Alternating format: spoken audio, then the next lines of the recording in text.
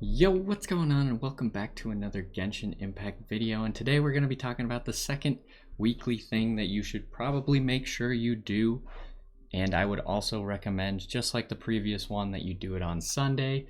And that is the Lupus Boreas Dominator of Wolves boss fight.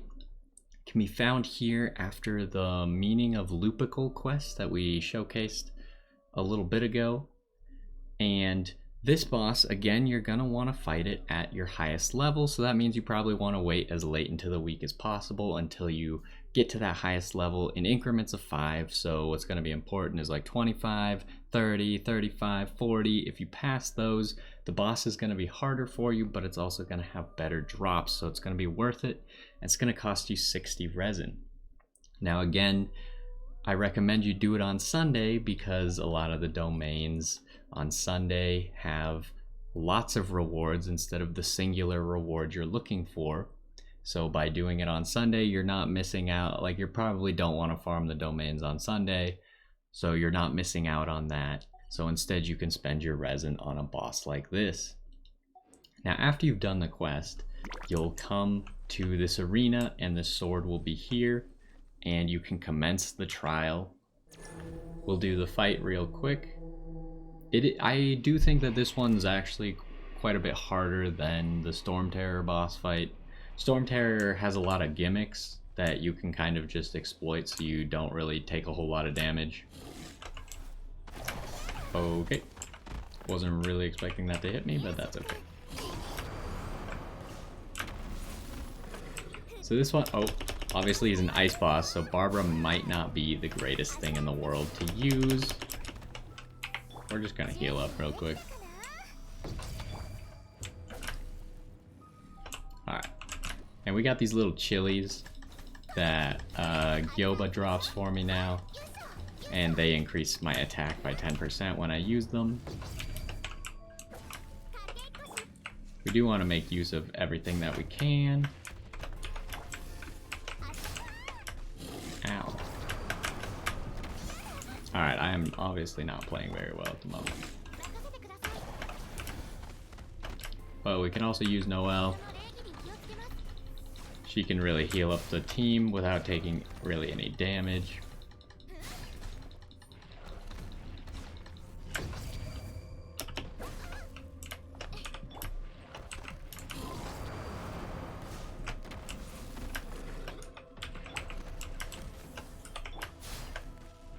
And as you can see, this boss fight is just more difficult because the boss actually does like attacks that can be difficult to dodge.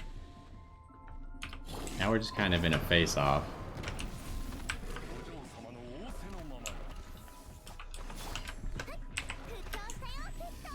But if you can use like your elemental effects and stuff, you can deal quite a bit of damage if you can try and dodge his attacks, which I'm not doing a very good job of.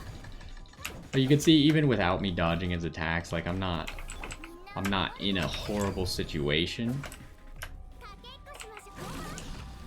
I'm taking a little bit of damage, and then after you get him, we're not quite at half, but around the halfway mark he starts to do this, where he runs around you, and then he will charge you, but he'll stop so you know that he's coming. And you just kind of make sure you dodge when he actually gets to you. You could even use like a barrier like Noelle or something here. And then his third attack, he's gonna jump up in the air.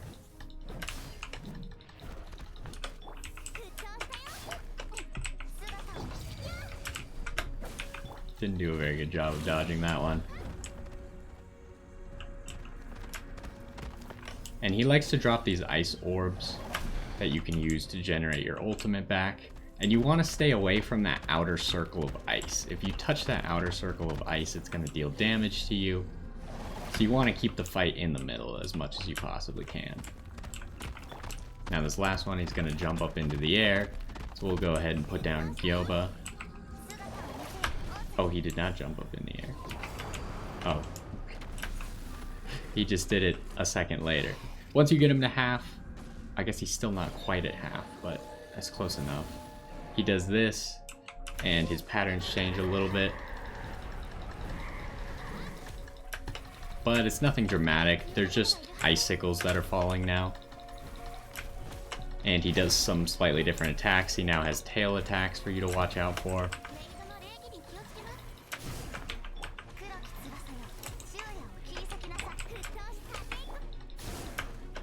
But as you can see, we can just kind of use Barbara, or not Barbara, Noelle to tank a lot of it.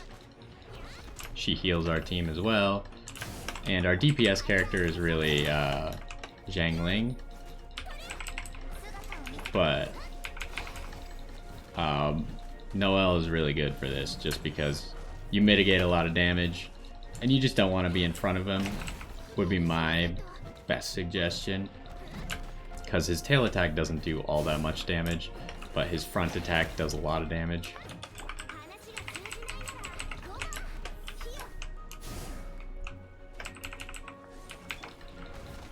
So we're getting to the close here.